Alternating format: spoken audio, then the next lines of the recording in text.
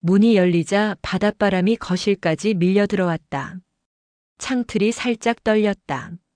나는 손등에 핏줄이 도드라진 채 접시에 과일을 놓았다. 사돈댁 식탁은 반짝거렸다. 유리 표면이 내 주름을 또렷하게 비췄다. 박서연은 검은 재킷깃을 다듬고 앉아 있었다.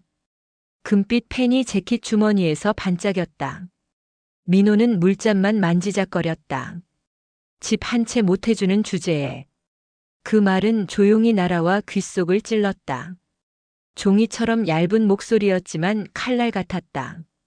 사돈이 숨을 고르며 웃음을 지웠다. 나는 접시를 내려놓다 손가락을 베었다.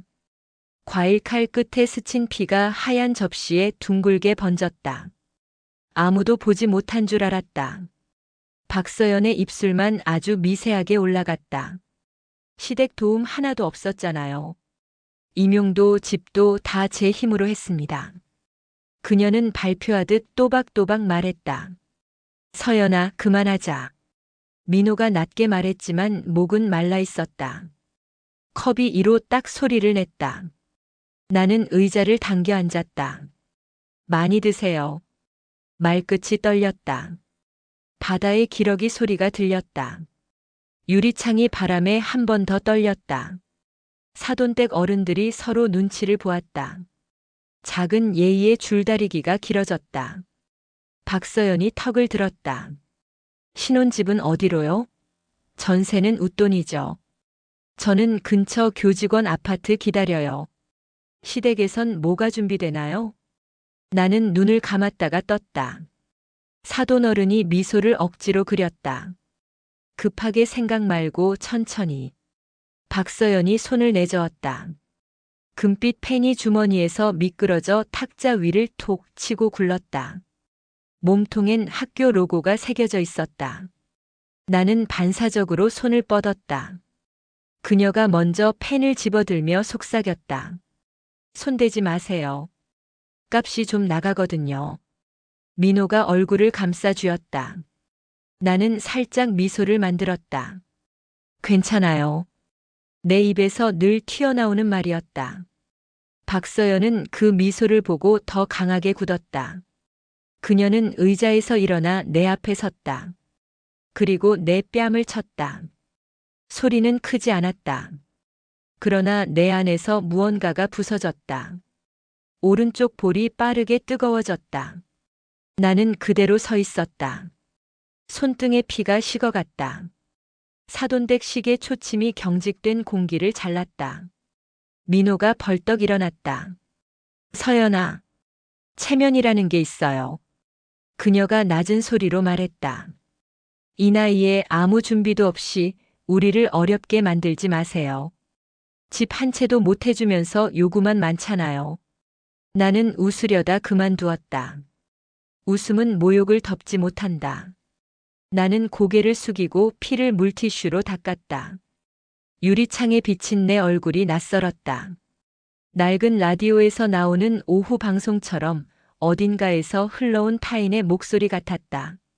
사돈어른이 떨리는 목소리로 중재를 시도했다. 이야기는 오늘 여기까지 하시죠. 나는 고개를 끄덕였다. 죄송합니다. 제가 준비가 부족했네요. 내 말은 바닥으로 떨어졌다. 박서연은 창밖을 보았다. 놀이터의 바람개비가 불규칙하게 돌았다. 그녀는 그 회전을 한참 지켜보았다. 문 앞에서 신발을 신다가 금장 펜이 다시 굴러떨어져 현관 쪽으로 갔다.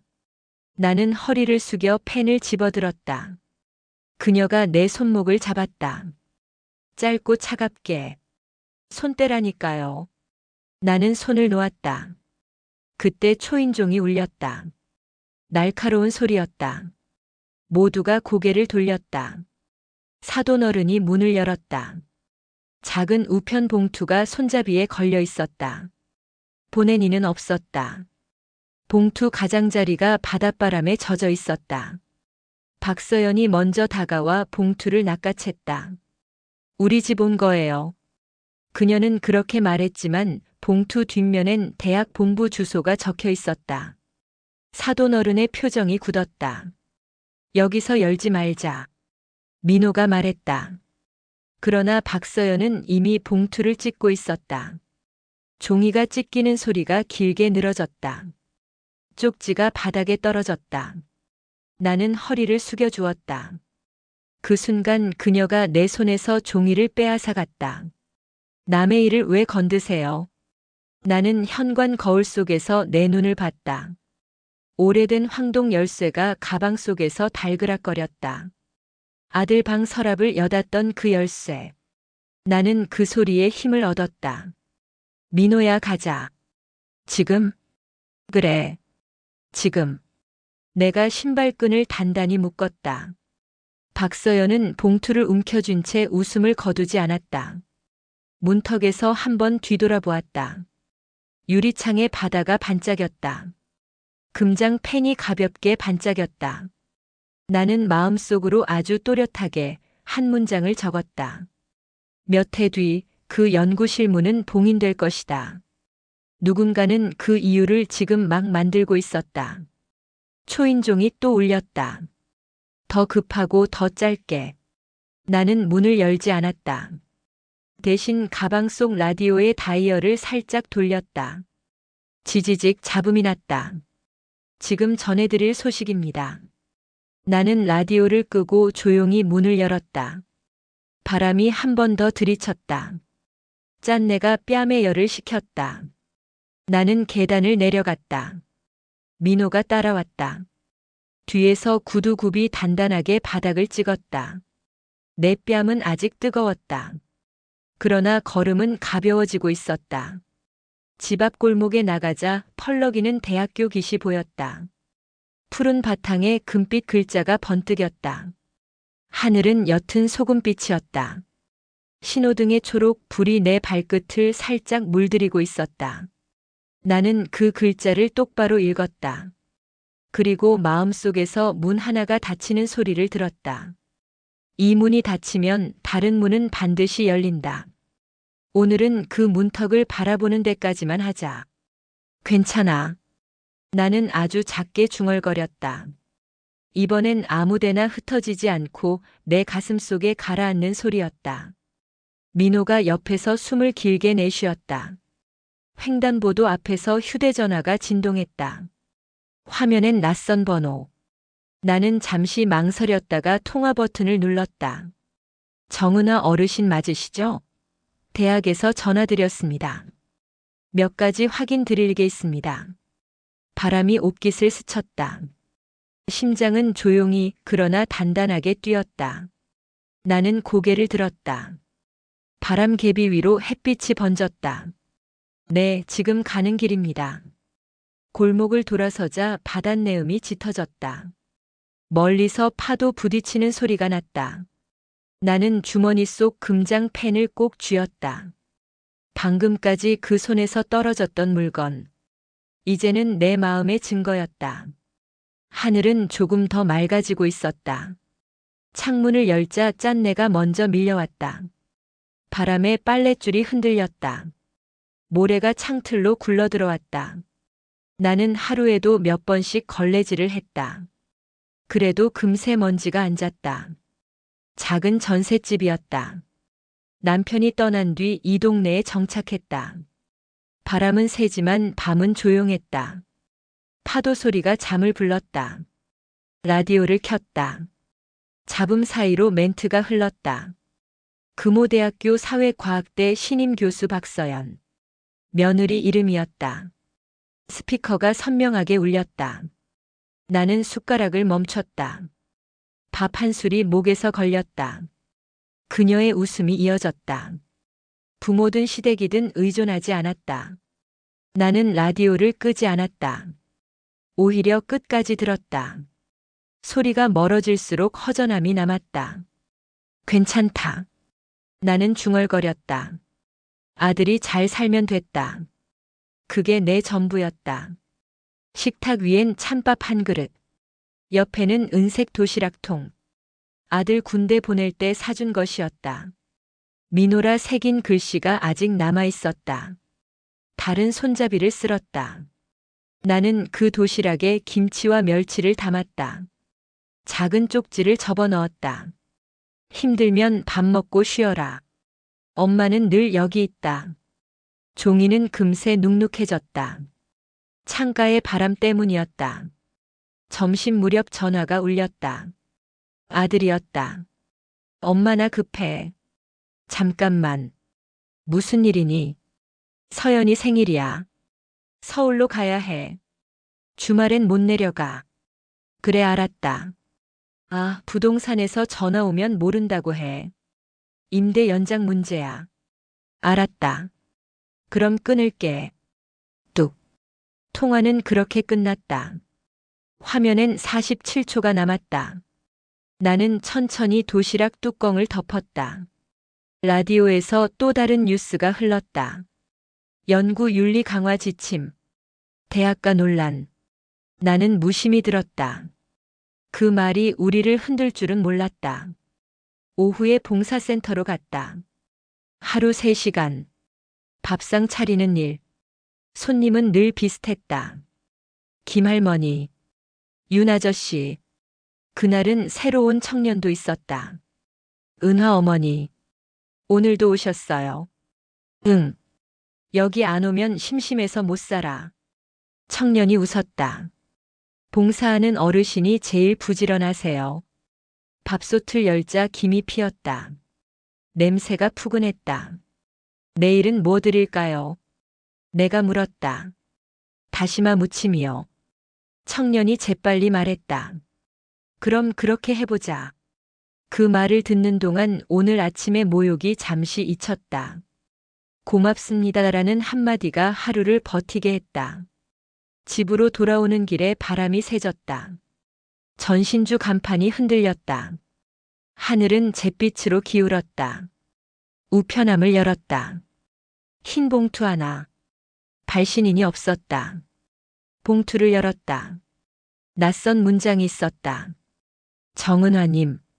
며느리 박서연 교수의 연구비 집행건으로 확인이 필요합니다. 대학 감사팀.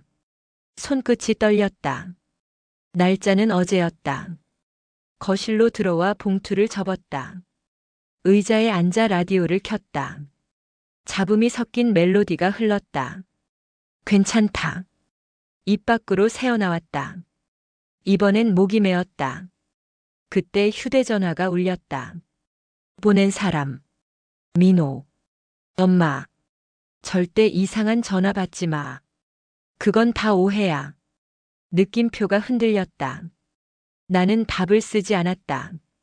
창밖으로 먼 대학 교문이 보였다. 금색 현수막이 펄럭였다.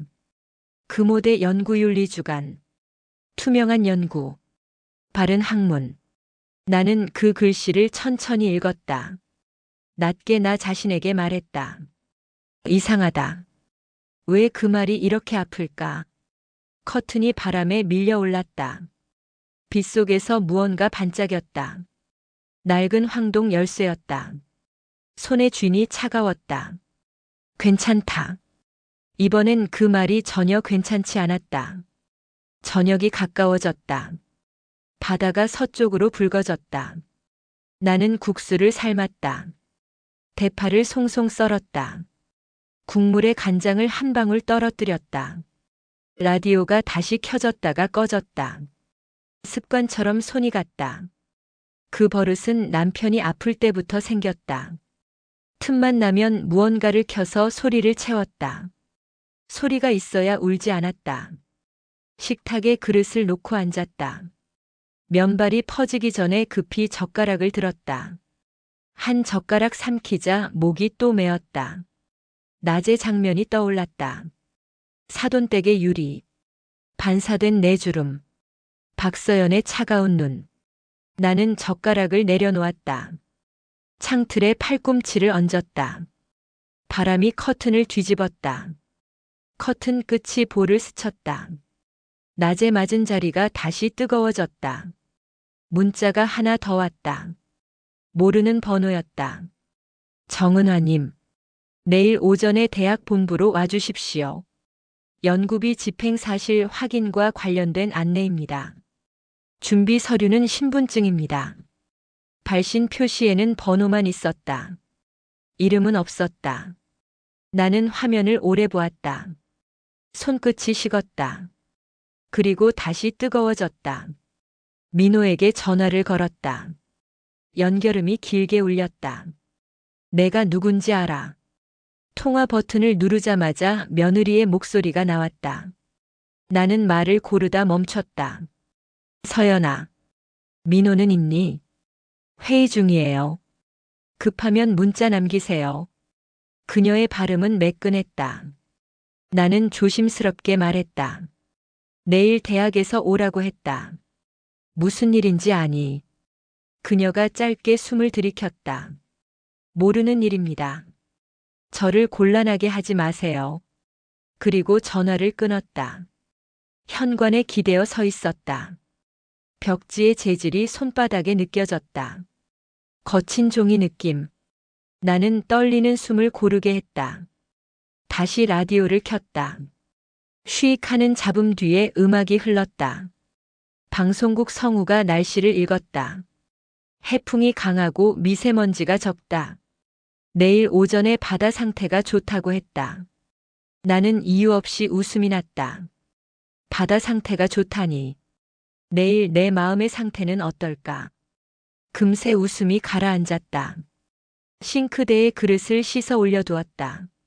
물방울이 똑똑 떨어졌다. 바닥에 동그란 자국이 생겼다. 행주로 닦으려다 멈췄다. 그대로 두었다. 오늘은 흔적을 남기고 싶었다. 내가 지나온 시간처럼. 쉬이 마르는 흔적이 아니라 조금은 오래 남는 흔적을. 가방을 열었다. 안에서 종이들이 구겨진 소리를 냈다. 병원 영수증, 전기요금 고지서, 마트 할인 쿠폰. 그 사이에 오래된 사진 한 장이 끼어 있었다. 민호의 초등학교 입학식. 웃고 있는 아이. 내 손을 잡고 있던 작은 손. 사진 모서리가 달아 있었다. 나는 사진을 다시 넣었다. 그리고 황동 열쇠를 꺼냈다. 열쇠 이빨에 작은 흠이 있었다. 아들 방 서랍을 열 때 생긴 자국. 나는 그 자국을 엄지로 만졌다. 문 두드리는 소리가 났다. 2번. 그리고 한 번 더. 나는 몸을 굳혔다. 문을 두드리던 소리는 잠잠해졌다. 문틈 아래엔 흰 전단지가 한 장 밀려 있었다.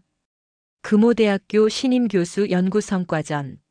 나는 종이를 손에 쥔 채 한참 서 있었다. 그 안에 며느리 얼굴이 있었다. 사진 속 그녀는 흰 블라우스에 미소를 지었다. 청렴한 연구, 바른 학문. 굵은 문장이 중앙에 박혀 있었다. 나는 종이를 구겨 쓰레기통에 넣었다. 그러나 문장은 머릿속에서 사라지지 않았다.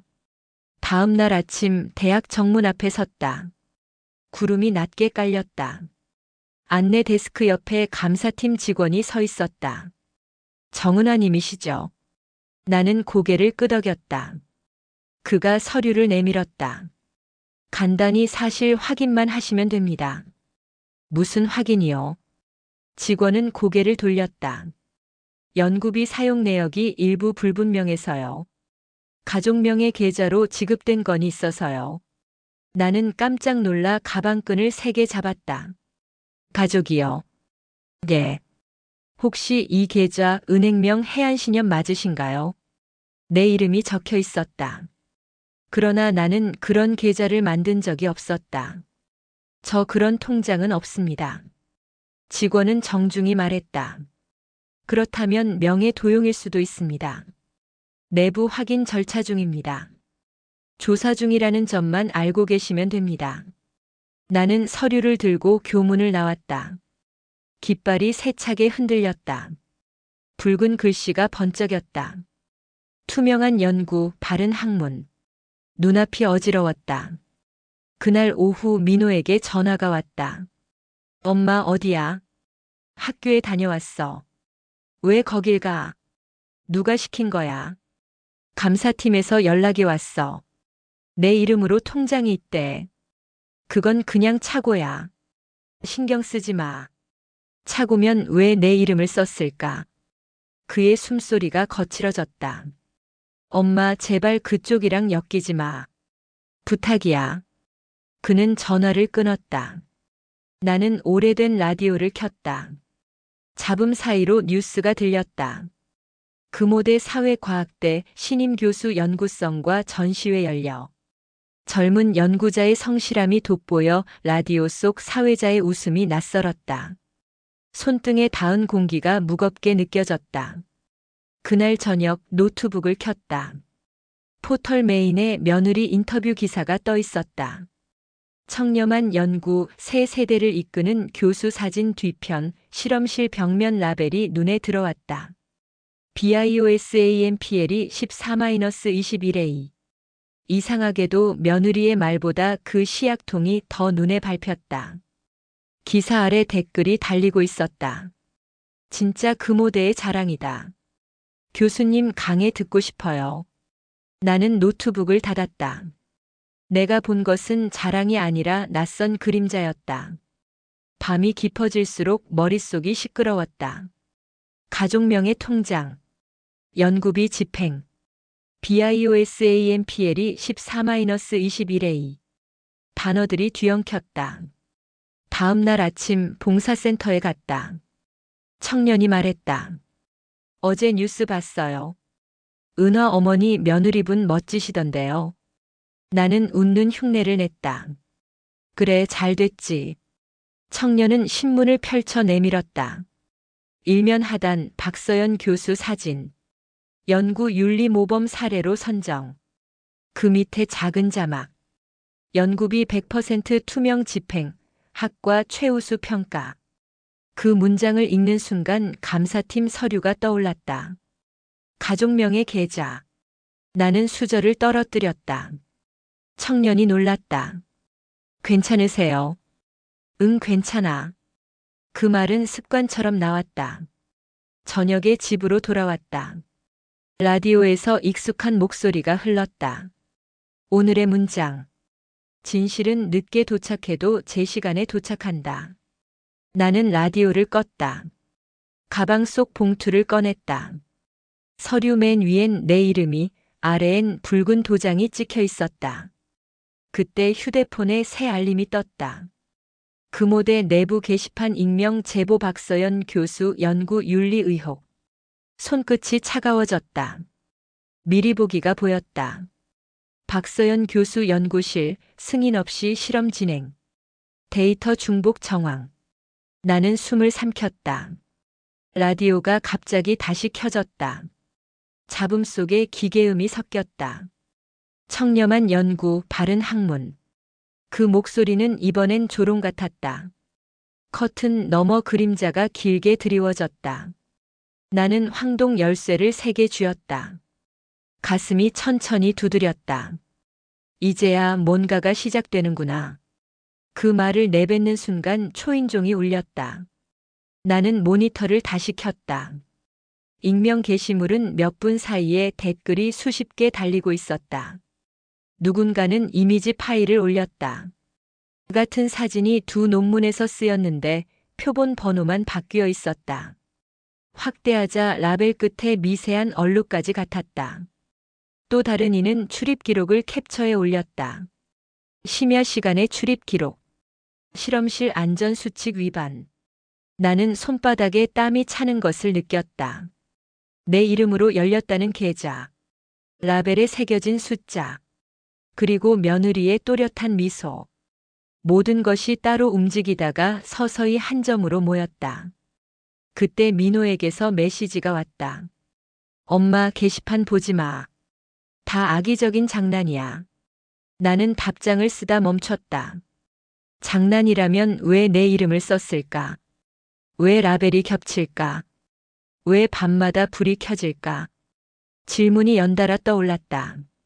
창밖으로 바람이 불었다. 현수막이 우듬지처럼 흔들렸다. 라디오의 전파음이 낮게 울렸다.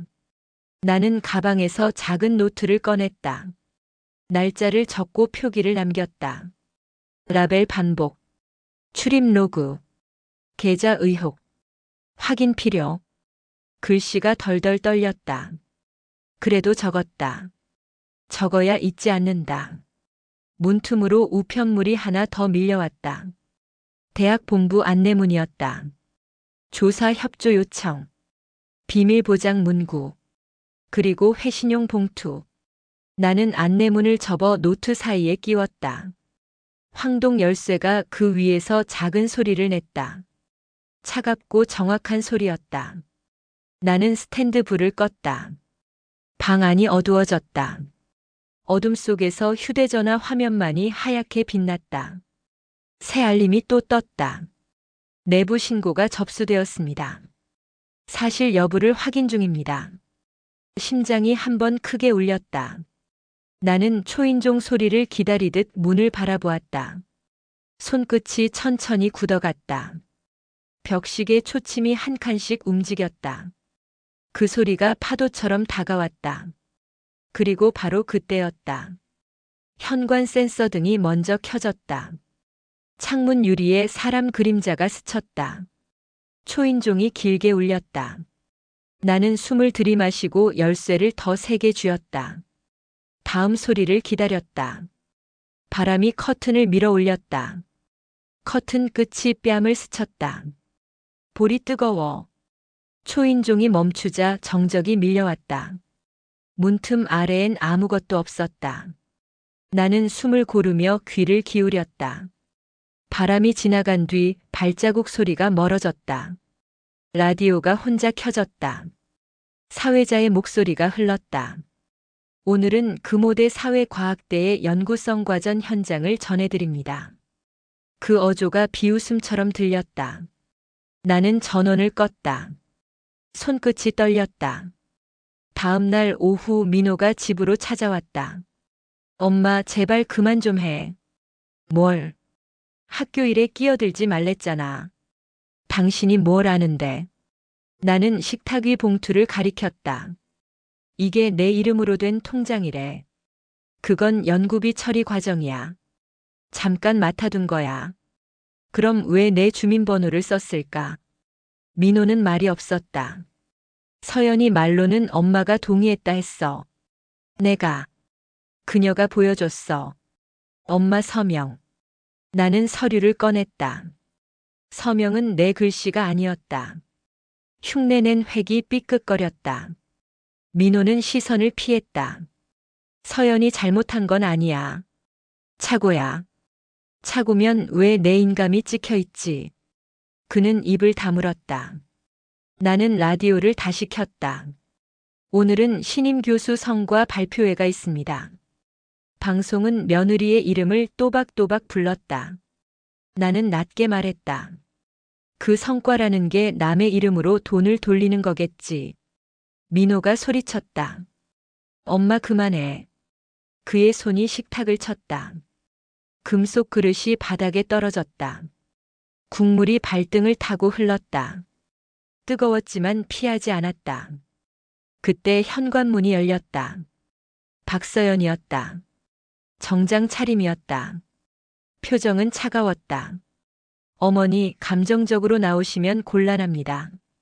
무슨 말이니? 학교 감사는 절차일 뿐이에요. 괜히 오해 사지 마세요. 내 이름을 썼다며. 단순 행정편이었어요. 내 서명은 왜 있니? 그녀는 입술을 깨물었다. 누가 장난쳤나 봐요. 내가 했잖니. 증거 있어요. 공기가 얼었다. 민호가 중간에 섰다가 멈췄다. 그만하자. 아니요. 분명히 해둘게요. 어머니는 아무것도 모르시잖아요. 그 말이 떨어지기도 전에 내 손이 움직였다. 탁. 그녀의 뺨이 돌아갔다. 소리는 크지 않았다. 그러나 방 안의 공기가 찢어졌다. 이게 내가 말한 청렴이냐? 그녀의 눈이 커졌다. 곧 얇은 미소가 올랐다. 이제 진짜 후회하실 거예요. 제 자리를 건드린 대가가 얼마나 큰지 보시게 될 거예요. 그녀는 코트를 챙겨 나갔다. 현관문이 쾅 닫혔다. 라디오 잡음만 남았다. 민호가 주저앉았다. 엄마 왜 그랬어? 누가 우리 이름을 더럽히는데 가만히 있으라니. 그 여자는 내 아내야. 나는 내 어머니다. 목소리가 부딪혔다. 바닥에 국물 자국이 넓게 번졌다. 밤이 되자 전화가 왔다.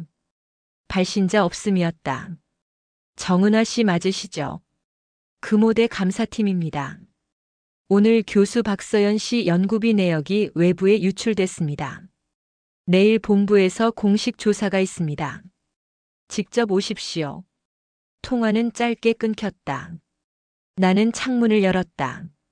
멀리 대학 건물이 보였다. 실험실 불빛이 켜졌다 꺼졌다.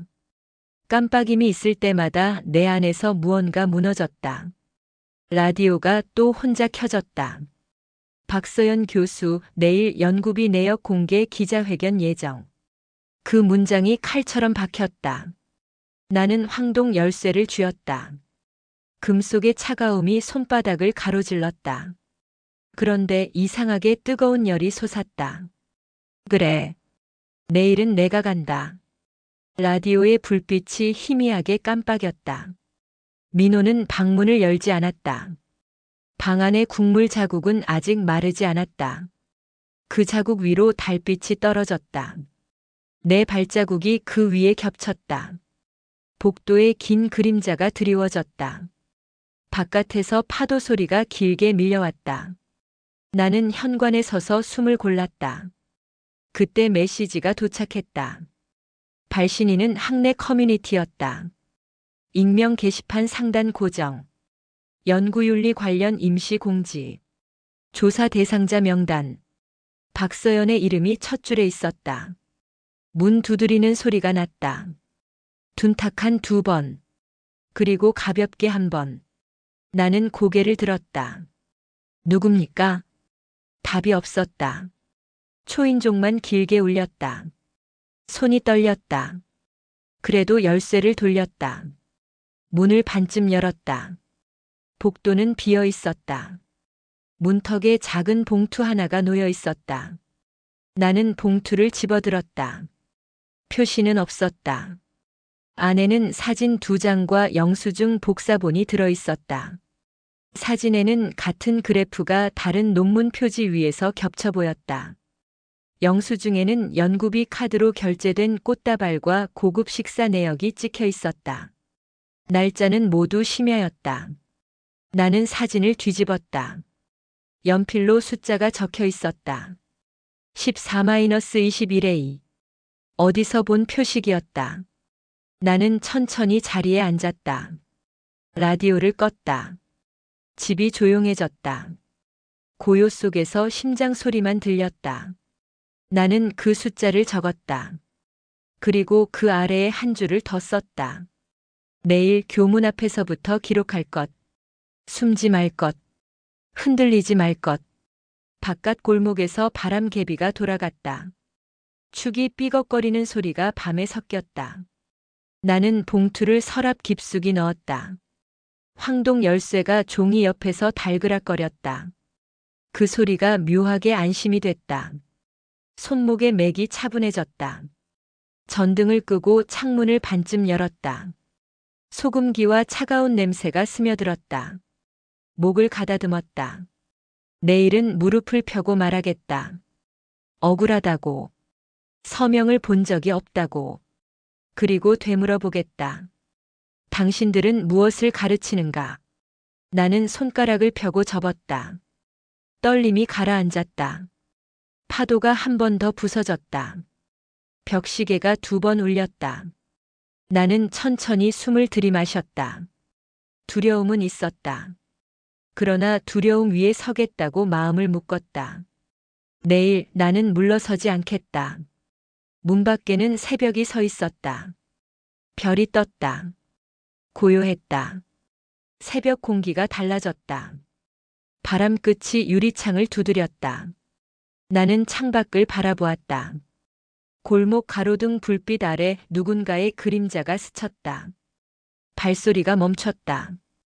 그러나 곧 다시 들려왔다. 멀어지지 않았다.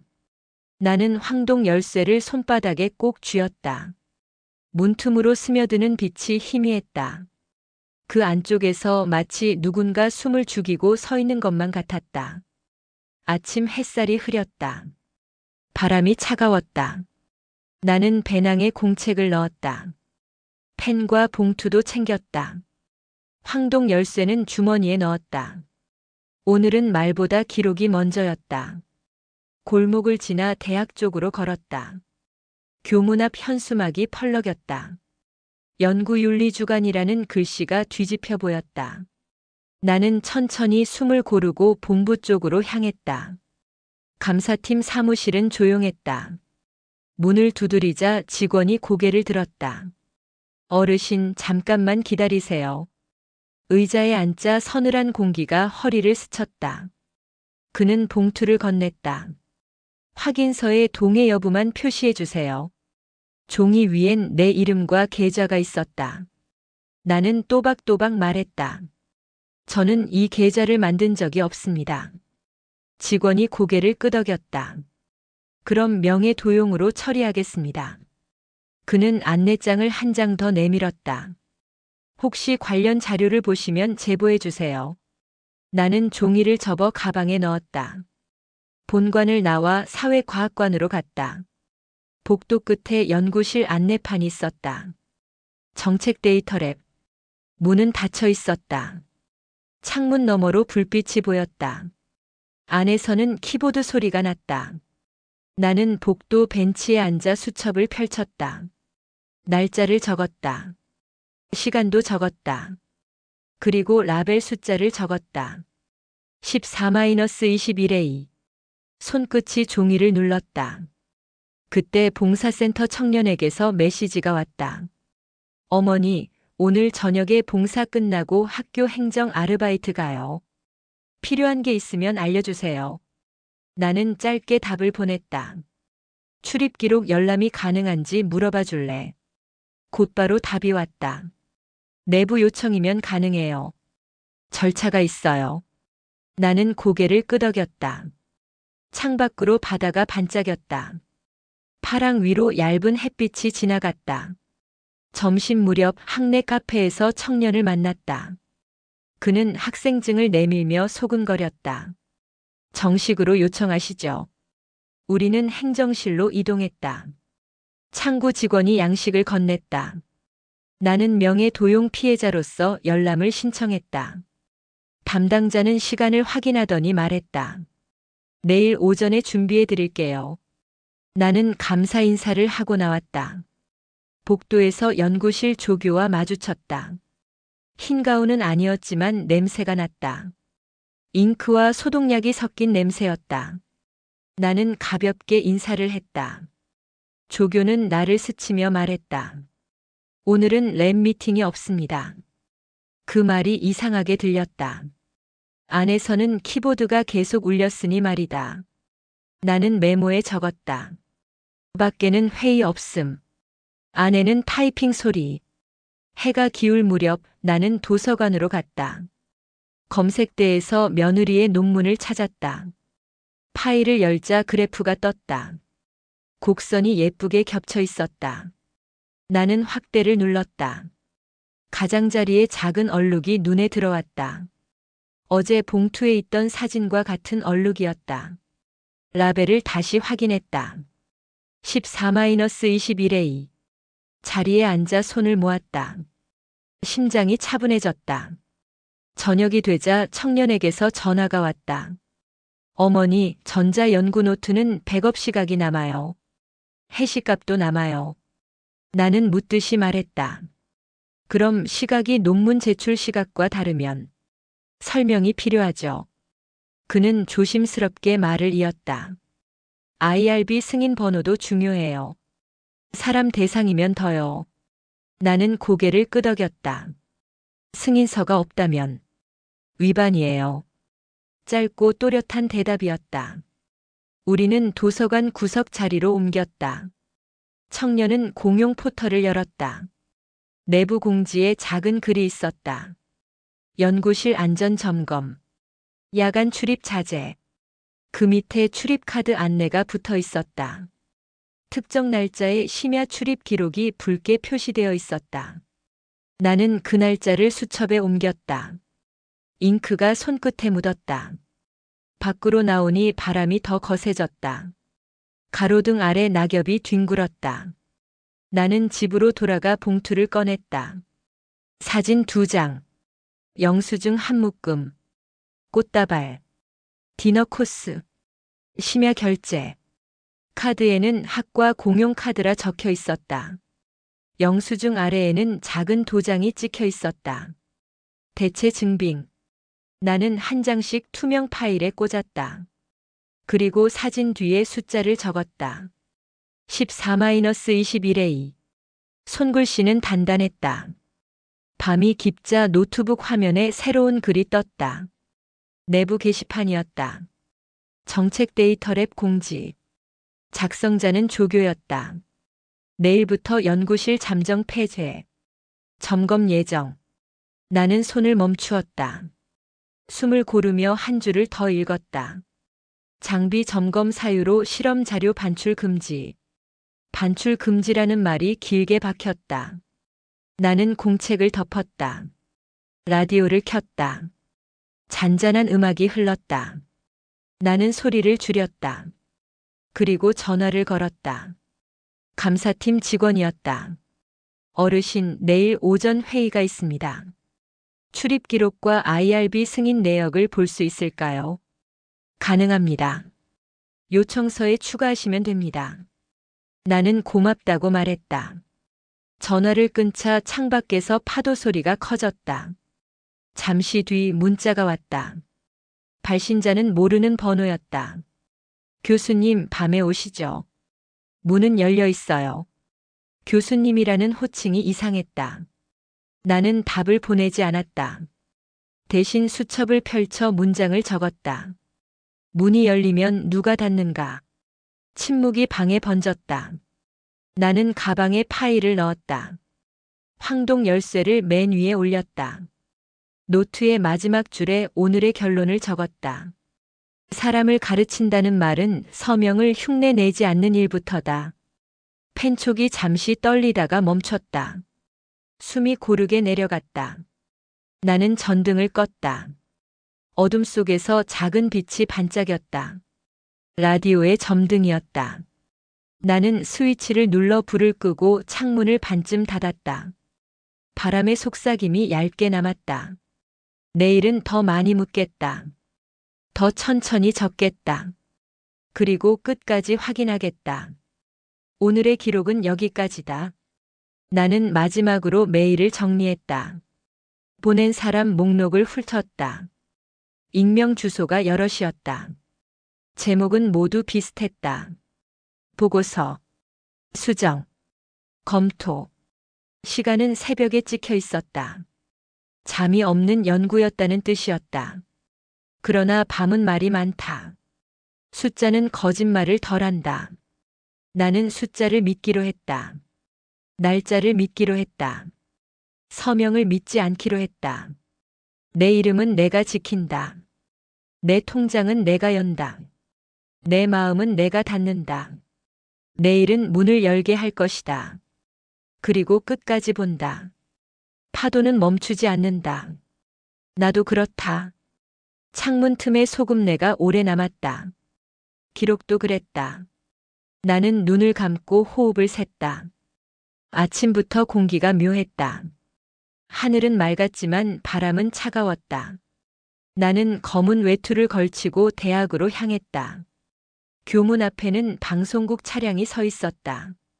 하얀 벤의 옆면에는 YBC 뉴스특보라는 글씨가 보였다. 삼각대 위 카메라들이 줄지어 서 있었다. 학생들이 웅성거렸다. 모두 같은 말을 했다.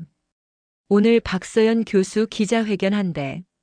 본부 건물 앞 현수막이 바람에 펄럭였다. 진실은 투명한 연구로 증명된다. 나는 그 문장을 읽으며 속으로 중얼거렸다. 그래, 이제 보자. 로비 안으로 들어가자 사람들이 모여 있었다. 교직원과 기자와 학생들이 얽혀 있었다. 플래시가 번쩍였다. 연단에 며느리 박서연이 섰다. 흰색 재킷에 단정한 머리였다. 얼굴엔 미소가 있었다. 저는 연구 윤리를 지켰습니다. 유언비어에 흔들리지 않겠습니다. 그녀의 목소리가 마이크를 타고 울렸다. 기자들이 손을 들었다. 가족명의 계좌가 사용된 사실은 맞습니까? 단순 행정 착오입니다. 이미 정정 신청을 했습니다. 야간 출입 기록과 승인되지 않은 시료 사용은요. 그건 허위입니다. 박서연은 웃었다. 저를 모함하려는 세력이 있습니다. 나는 뒤쪽 의자에 앉아 있었다. 손에는 노트와 봉투를 쥐고 있었다.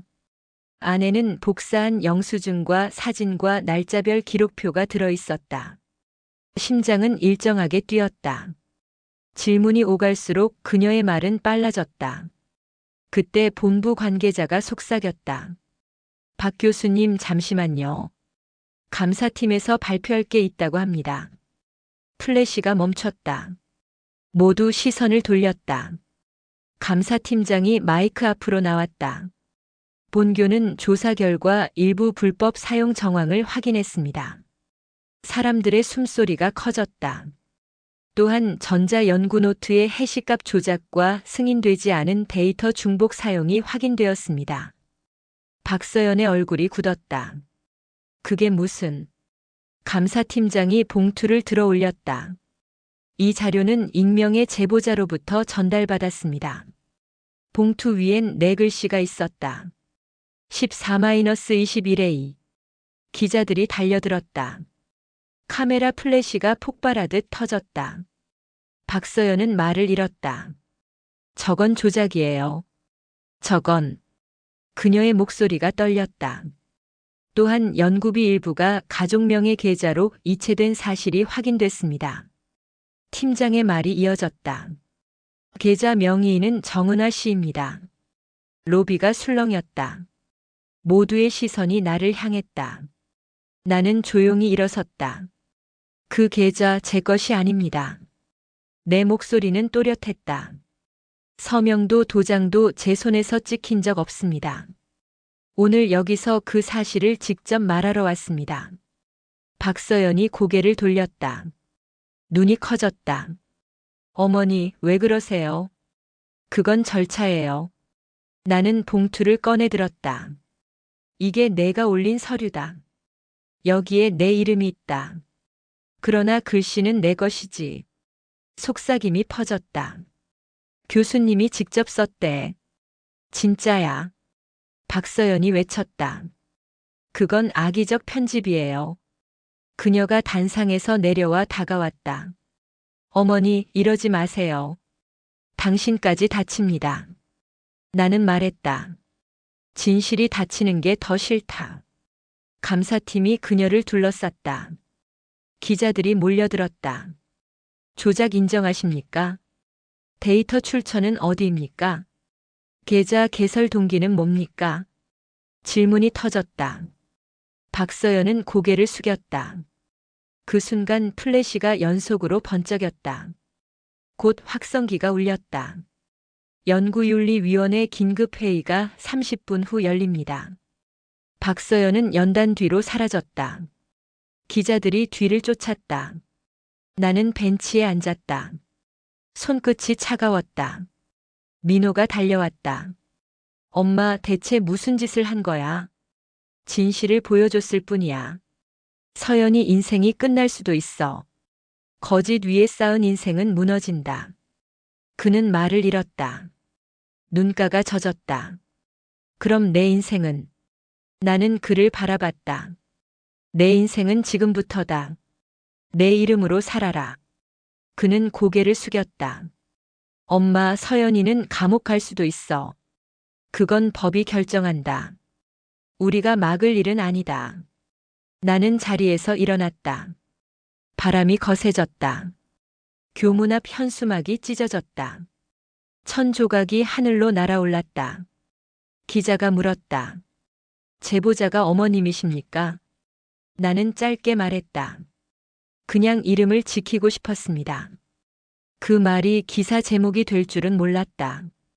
집으로 오는 길에 전화가 울렸다. 감사팀장이었다. 결과가 곧 나올 겁니다. 덕분에 많은 게 밝혀졌습니다. 나는 조용히 대답했다. 덕분은 아닙니다. 거짓이 오래 못 버텼을 뿐이지요. 밤 라디오에서 뉴스가 흘렀다. 금호대 박서연 교수 연구윤리 위반으로 정직 6개월. 논문 3편 철회. 음성이 낮게 깔렸다. 나는 라디오를 껐다. 방 안이 고요했다. 바람이 창문을 스쳤다. 파도 소리가 멀리서 들려왔다. 황동 열쇠가 책상 위에서 굴러갔다. 그 소리가 이상하게 똑같았다. 봉인, 닫힘, 끝남, 그리고 새로 열림. 나는 그 소리를 들으며 눈을 감았다. 이제 조금은 괜찮다. 라디오 불빛이 희미하게 깜빡였다. 밤은 길었지만 숨은 고르게 쉬어졌다. 그때 휴대폰에 메시지가 연달아 떴다. 학내 게시판 속보, 지역 커뮤니티 익명, 글, 그리고 모르는 번호의 짧은 문장.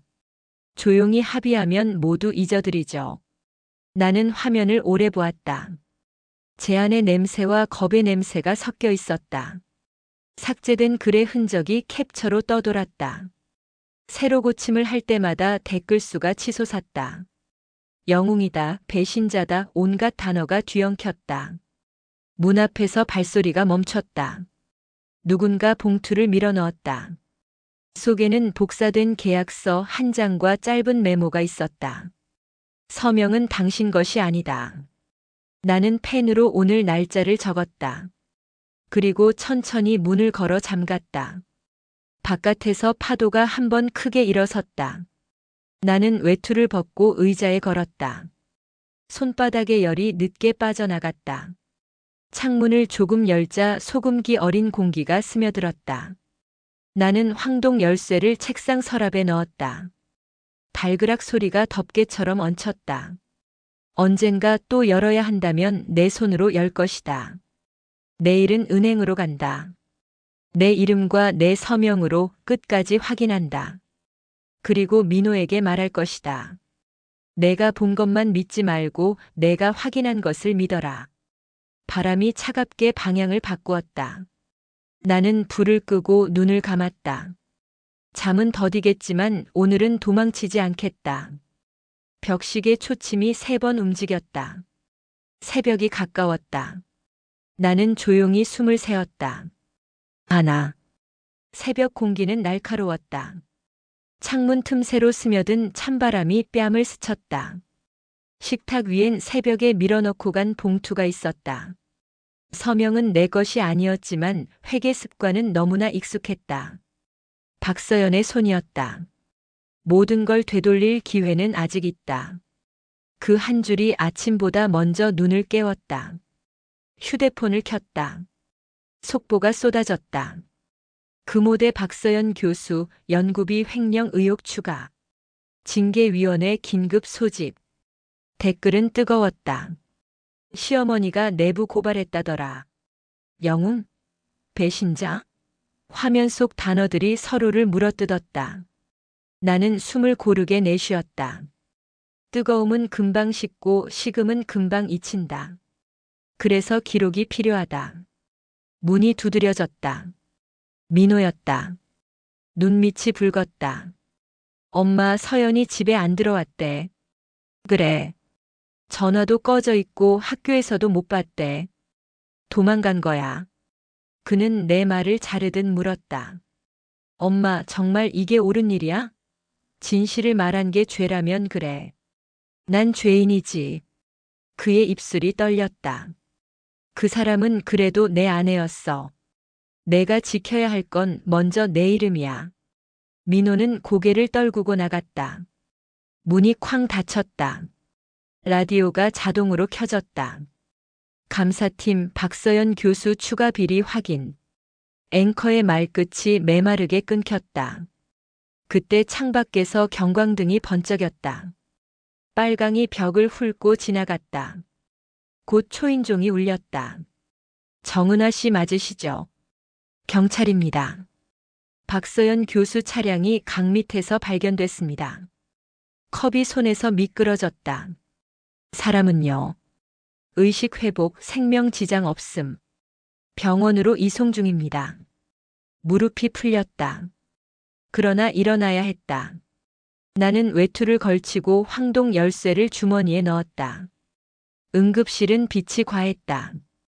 백색 아래 그녀가 누워 있었다. 산소 마스크 너머로 입술이 말랐다. 침상 옆에 민호가 앉아 있었다. 어디서 찾았대? 교량 및 약을 먹었대. 정신은 방금 깼대. 나는 조용히 섰다. 그녀의 눈이 떴다. 어머니 살아있구나. 죄송해요. 다 제 욕심이었어요. 욕심은 누구에게나 있지. 서명을 훔친 손이 문제지. 그녀가 울음을 삼켰다. 처음엔 실험실 살림이 빠듯했어요. 한 번만 돌리면 메울 수 있을 줄 알았어요. 그런데 성과와 평가 자리가 멈출 수가 없었어요. 사람은 논문 수로가 아니라 한 줄의 거짓으로 무너진다. 그녀가 내 손등을 붙잡았다. 민호는 몰랐어요. 알든 모르든 각자 책임을 배우면 된다. 의사가 들어왔다. 환자는 안정적입니다만 경찰 조사에 응해주세요. 민호가 물었다. 저도 진술해야겠죠? 네. 아는 만큼 사실대로. 나는 고개를 끄덕였다. 감싸지 마라. 그래야 둘 다 산다. 밤이 오자 비가 얕게 내렸다. 라디오는 나를 칭찬했다. 내부 제보자의 용기. 그 단어가 낯설었다. 용기는 박수에 취해 사라질 때가 있다. 나는 다만 이름을 지키고 싶었을 뿐이다. 창밖 비가 4번 굽이쳤다. 복도 끝 자동문이 열리고 닫히는 소리가 파도처럼 겹쳤다. 나는 의자에 앉아 손가락 마디를 폈다. 떨림이 지나가고 숨이 다시 길어졌다. 병실 시계 초침이 또각또각 울렸다. 그 소리가 나를 붙잡았다. 나는 천천히 눈을 감았다가 뜨며 숨의 길이를 확인했다. 맞다. 이틀 뒤 학교에서 전화가 왔다. 재단에서 공식 사과문을 전달하고자 합니다. 받지 않겠습니다. 하지만 사과는 글자가 아니라 제도에서 시작하세요. 전화를 끊자 햇빛이 들었다. 며칠 후 경찰서에서 조사가 있었다. 박서연은 고개를 숙이고 진술서를 읽었다. 정은아 어머니의 명의를 무단 사용했습니다. 연구비를 유용했고 데이터 중복을 지시했습니다. 다시 태어나도 이 잘못은 잊지 않겠습니다. 나는 그 종이를 접어 서랍에 넣었다. 저녁 민호가 돌아왔다. 표정은 메말랐다. 엄마, 나 이혼 서류 넣었어. 그래. 서연이는 치료받으면서 재판 기다릴 거래. 그래. 나 다른 도시로 가서 다시 시작할게. 좋다. 내 이름으로 벌고 내 이름으로 써라. 그는 작게 말했다. 엄마 미안해. 나도 미안하다. 내가 얻은 상처까지는 생각 못했다. 밤늦게 병원에서 전화가 왔다. 환자가 전하고 싶은 말이 있답니다. 응급실 앞에서 그녀가 서 있었다. 목엔 미세한 멍이 돌았다. 어머니, 부탁이 있어요. 말해라. 내가 한 짓, 언론과 법에 그대로 내주세요. 대신 학부생들은 지켜주세요. 그 아이들은 몰라요. 나는 짧게 고개를 끄덕였다. 아이들은 어른이 지킨다. 새벽녘 집으로 돌아왔다. 부엌 시계가 4번 울렸다. 황동 열쇠가 서랍에서 달그락거렸다. 그때 휴대폰에 알림이 떴다. 익명 제한 조용히 합의하면 끝난다. 다음 줄에 계좌가 적혀 있었다. 나는 답을 쓰지 않았다. 대신 취소된 글 보기를 눌렀다. 어젯밤 지워진 글들 사이에 한 줄이 남아 있었다. 교수님, 우리 보고서 돌려주세요. 그 문장이 나를 일으켰다. 아침이 밝자 은행으로 갔다. 창구에 섰다. 이름 정은화. 해안신협 관련 확인이 필요합니다. 직원이 조회했다.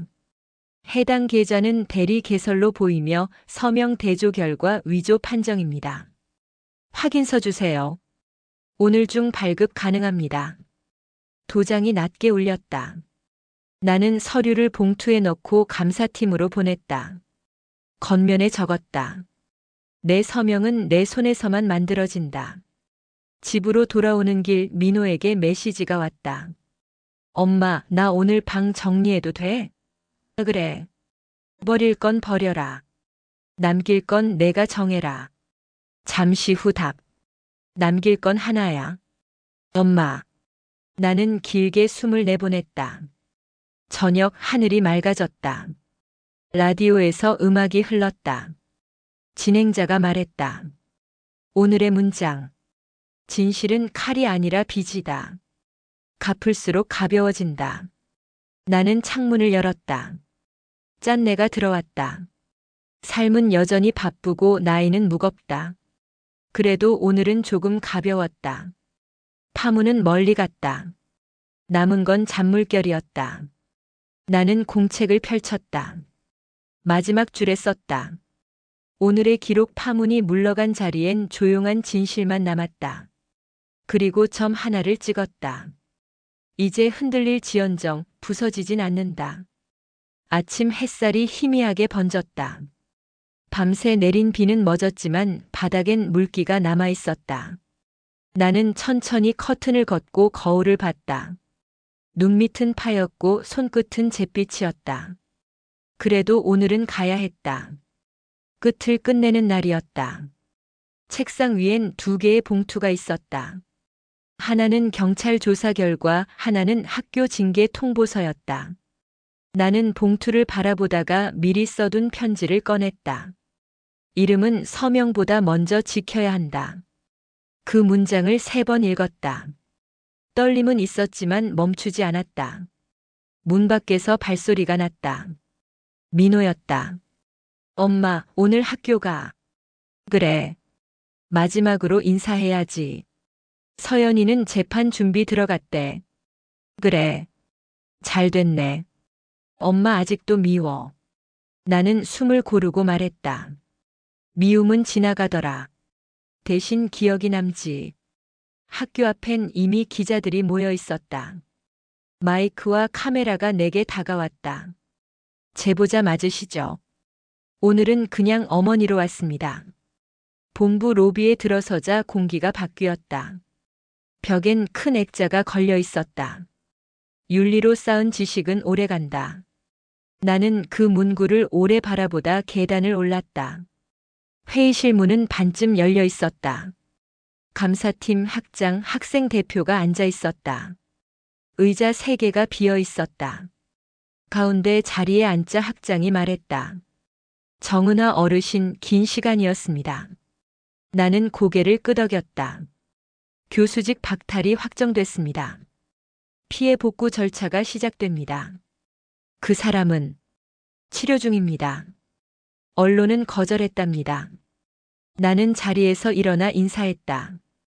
저는 집으로 돌아가겠습니다. 복도로 나오자 바람이 불었다. 창에서 나뭇잎이 흔들렸다. 그때 휴대폰이 울렸다. 문자 한 통. 어머니, 치료가 끝나면 찾아뵙겠습니다. 죄송합니다. 박서연 올림. 나는 화면을 닫지 않았다. 삭제도 하지 않았다. 그냥 주머니에 넣었다. 집에 돌아와 창문을 열었다. 바다 냄새가 스며들었다. 라디오를 켰다. 오늘 금호대 내부 제보 사건이 마무리됐습니다. 제보자는 끝까지 실명을 밝히지 않았습니다. 마지막 인터뷰에서 이렇게 말했습니다. 사람은 자격보다 양심으로 기억된다. 내 목소리가 스피커에서 낮게 흘렀다. 나는 조용히 웃었다. 민호가 부엌에서 커피를 내렸다. 엄마, 이제 뭐 할 거야? 기록을 정리해야지. 봉사센터에 다시 나가고. 이제 좀 웃네. 웃을 때도 됐잖아. 그는 컵을 건넸다. 엄마 미안했어. 사람은 미안해야 마음이 자라지. 나는 커피 향을 맡았다. 쓰고 따뜻했다. 저녁이 되자 햇빛이 붉게 기울었다. 부엌 벽에 그림자가 길게 드리워졌다. 나는 오래된 앨범을 꺼냈다. 젊은 시절에 내가 웃고 있었다. 손엔 도장이 아니라 들꽃 한 송이가 들려 있었다. 잠깐 손이 멈췄다. 그때의 손과 지금의 손이 겹쳐졌다. 전화가 울렸다. 봉사센터 청년이었다. 어르신, 다음 주부터 점심 배식 다시 오실 수 있어요. 물론이지. 나는 웃으며 대답했다. 청년이 덧붙였다. 다들 어르신을 기다렸어요. 나는 창밖을 보았다. 구름이 걷히고 있었다. 기다림이 바람을 타고 들어왔다. 밤 파도 소리가 낮게 깔렸다. 나는 노트를 펼쳤다. 마지막 기록을 쓰기 위해 펜을 들었다. 오늘 나는 제보자가 아니라 한 사람의 어머니로 서 있었다. 거짓은 무너졌고 진실은 남았다. 이름은 남는다. 문장을 쓰자 손이 가벼워졌다. 마음이 내려앉았다. 그때 초인종이 울렸다. 문틈 아래로 작은 봉투가 밀려왔다. 봉투 안에는 짧은 메모와 접힌 사진이 있었다. 메모엔 이렇게 적혀 있었다. 연구실 아이들은 몰랐습니다. 그 아이들을 지켜주세요. 사진 속엔 학생들이 환하게 웃고 있었다. 나는 사진을 액자 틈에 꽂았다. 웃음은 죄가 아니다. 창을 닫으려다 멈췄다. 밤하늘에 별이 선명했다. 나는 라디오 볼륨을 조금 올렸다. 진행자가 말했다. 오늘의 문장. 진실은 칼이 아니라 빚이다. 갚을수록 가벼워진다. 나는 웃으며 중얼거렸다. 내 빚은 오늘 조금 가벼워졌다. 황동 열쇠를 쥐었다. 금속은 따뜻했다. 손바닥의 열이 천천히 스며들었다. 나는 열쇠를 서랍에 넣었다. 달그락 작은 소리가 뚜껑처럼 얹혔다. 언젠가 또 열어야 한다면 내 손으로 열 것이다. 내 이름으로 열 것이다. 불을 끄고 의자에 앉았다. 어둠이 부드럽게 방을 덮었다. 나는 눈을 감았다가 떴다. 눈에 오래 남던 문장을 마음속에서 천천히 지웠다. 미움은 지나가고 기억만 남는다. 그 기억이 길이 되면 좋겠다. 남을 때마다 길이 넓어지면 좋겠다. 나는 펜을 들어 마지막 줄을 썼다. 오늘의 기록 파문이 지나간 자리엔 조용한 진실만이 남았다. 그리고 이렇게 덧붙였다. 이름을 잃지 않는 한 우리는 다시 시작할 수 있다. 바다는 밤에도 움직인다. 나도 그렇다. 이제 정말 끝이다. 다음 날 아침 나는 일찍 깨어났다. 새처럼 가볍진 않았지만 어제보단 일어남이 쉬웠다. 부엌 창으로 빛이 한 줄기 들어왔다. 나는 작은 화분을 꺼냈다. 봉사센터에서 나눠준 어린 나무였다. 흙을 손으로 눌러 담고 물을 조금 부었다. 흙냄새가 올라왔다. 이름표에 글자를 새겼다. 은화. 이름을 심는 일은 시간을 심는 일과 닮아 있었다. 정오 무렵 학교에서 마지막 연락이 왔다. 윤리강의 첫 시간에 사건 경과를 교육 자료로 쓰겠다고 했다. 나는 허락했다. 다만 학생들의 이름은 철저히 가리라고 당부했다. 전화를 끊은 뒤 창밖을 보았다. 아이들이 골목을 뛰어가며 웃고 있었다. 누군가는 지금 막 시작하고 있었다. 저녁 민호가 상자를 들고 들어왔다. 옷 몇 벌과 책 몇 권이었다. 그는 천천히 방을 정리했다. 버릴 것과 남길 것을 나눴다. 나는 아무 말도 하지 않았다. 문턱에서 그를 지켜봤다. 그는 마지막으로 한 권을 꺼내 들었다. 아버지가 남긴 오래된 수첩이었다. 표지에 희미하게 새겨진 이름. 민호는 수첩을 가슴에 대고 말했다. 엄마, 이제 나도 기록을 쓸게. 나는 고개를 끄덕였다. 기록은 흔들리는 사람의 지팡이다. 밤이 깊자 파도 소리가 더 또렷해졌다. 나는 화분을 창가로 옮겼다. 어린 나무가 바람에 살짝 흔들렸다. 쓰러지지 않을 만큼만 흔들렸다. 나는 손바닥을 유리에 댔다. 유리는 차가웠다. 그러나 안쪽의 공기는 따뜻했다. 이 정도의 온도 차이라면 견딜 수 있을 것 같았다. 라디오에 현악이 흘렀다. 잠이 얕아도 좋다. 오늘도. 오늘의 사연은 여기까지입니다. 여러분이라면 이런 상황에서 어떻게 하시겠나요? 댓글로 의견을 남겨주세요. 오늘 영상이 마음에 드셨다면 구독 버튼 한번 눌러주시고요. 좋아요와 알림 설정도 부탁드립니다. 앞으로도 편안한 이야기로 찾아뵙겠습니다. 감사합니다.